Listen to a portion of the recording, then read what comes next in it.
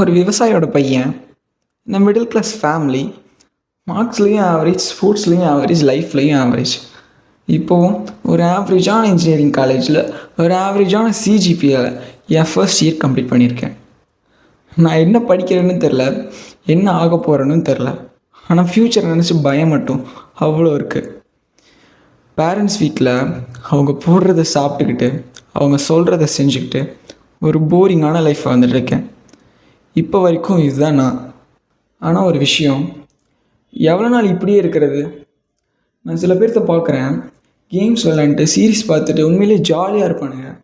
இன்னும் சில பேர்த்த பார்க்குறேன், வேலை இல்லாமல் படித்ததுக்கு சம்மந்தமே இல்லாத வேலை செஞ்சுட்டு ரொம்ப ஒரு வேர்ஸ்ட் பேஸில் இருப்பாங்க. நான் அவங்கள மாதிரி ஆயிடக்கூடாதுன்னு நினச்சேன். அவங்கள பார்க்குறப்பெல்லாம் நினச்சேன். ஸோ நான் ட்ரை பண்ணேன். ட்ரேடிங் கற்றுக்க ஆரம்பித்தேன். புக்ஸ் கையில் எடுத்தேன். ஒரு இன்ஸ்டாகிராம் பேஜ் ஓப்பன் பண்ணேன். ஒரு ஆன்லைன் கிளாத்திங் பிஸ்னஸ் ரன் பண்ணேன். ஜிம் போனேன். ஆனால் எல்லாத்தையும் குவிட் பண்ணேன். ஒரு சின்ன இன்ஜுரி, ஒரு சின்ன லேசி டே, ஒரு சின்ன கம்ஃபர்ட் ஜோன், புக்ஸை க்ளோஸ் பண்ணி வச்சுட்டு சீரீஸ் பார்க்க ஆரம்பித்தேன். ஜிம் போகாமல் மாஸ்டர்பேட் பண்ண ஆரம்பித்தேன். திரும்பவும் ஜீரோவில் வந்து நின்னேன். ஆனால் ஒரு நாள் எங்கள் வீட்டில் சொன்னதை நான் கேட்கலேன்னு எங்கள் அப்பா என்னை ஒரு கேள்வி கேட்டார். உன்னால் உன் காலேஜ் ஃபீஸ் 88,000 கட்ட முடியுமா?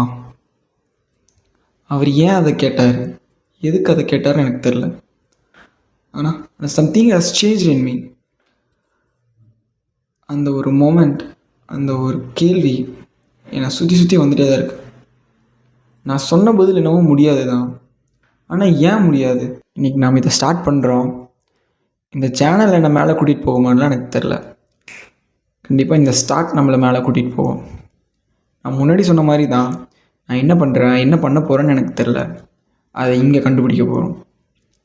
Of course, I am not a developed person, but I am a developing person. This channel is not about making money. It's about getting away from the fucking average system. This is my rough draft to become a fair draft.